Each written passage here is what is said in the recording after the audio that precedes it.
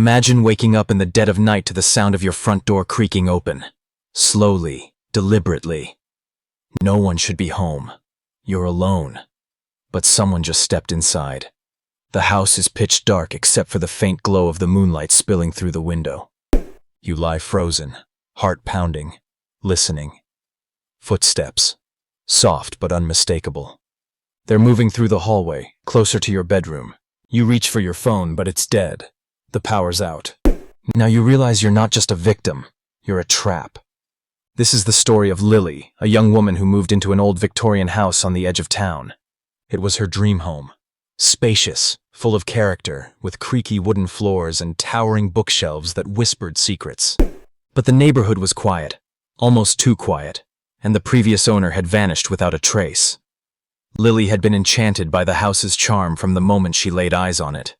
The intricate woodwork, the stained glass windows that cast colorful patterns on the walls in the afternoon sun, the grand staircase that spiraled upward like a gateway to another era. All of it felt like stepping into a storybook. She imagined herself filling the rooms with laughter and light, making it her sanctuary from the chaos of the outside world. But as the days passed, the house began to reveal a different side. One evening, as Lily settled in with a book by the fireplace, she heard a faint tapping on the window. She brushed it off. Just a branch, she told herself. But when she looked outside, the street was empty. The tapping turned into scratching, slow and methodical, like fingernails tracing the glass. Her breath fogged up the pain as she stared into the darkness, but no one was there. Unease settled in her chest, a cold knot twisting tighter with each passing minute. The house seemed to hold its breath around her, as if waiting. That night, the power flickered and died. Her phone battery drained inexplicably fast. Then the footsteps began, soft at first, pacing the hallway outside her bedroom.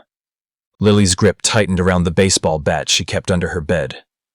The doorknob rattled, a low, chilling sound that made her blood run cold. Instead of breaking in, the intruder stopped. A voice whispered through the crack. "You can't hide forever." Lily's mind raced. Was this a burglar? A ghost? Or something worse? She considered calling the police, but the line was dead.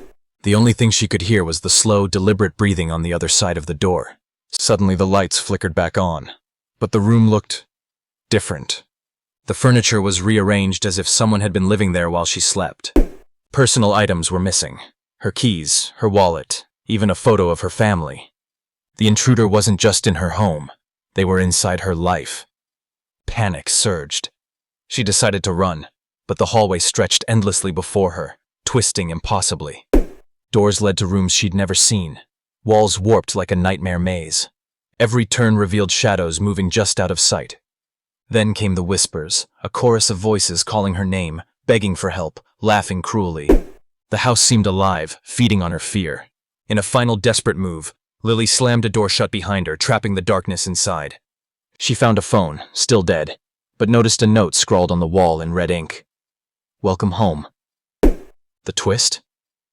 The next morning, the police found the house empty. No sign of Lily, no evidence of intrusion. Just her phone, fully charged, lying on the floor, playing a voicemail she never sent. A chilling confession that the house had been waiting for her all along. And now, so was she. But the story doesn't end there. Days turned into weeks, and the house remained silent, its windows staring blankly into the street. Neighbors whispered about Lily's disappearance, theories swirling like autumn leaves caught in the wind. Some thought she had run away, others suspected foul play.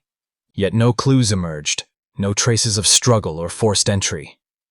Then, strange occurrences began to ripple through the town. People reported hearing faint tapping and scratching noises at their windows late at night. Pets vanished without a trace. Lights flickered inexplicably in homes with no power outages logged. And those who ventured near the old Victorian house spoke of an oppressive feeling, as if the walls themselves were watching. One brave soul, a young journalist named Mark, decided to investigate. He knocked on the door, but it remained shut, unmoved by his pounding. Peering through the stained glass, he saw shadows shifting inside, but no signs of life. Driven by curiosity and a sense of dread, Mark entered through a side door left ajar.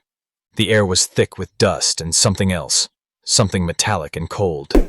The house was a labyrinth, corridors folding into each other, rooms with ceilings that stretched too high, or walls that leaned inward unnaturally.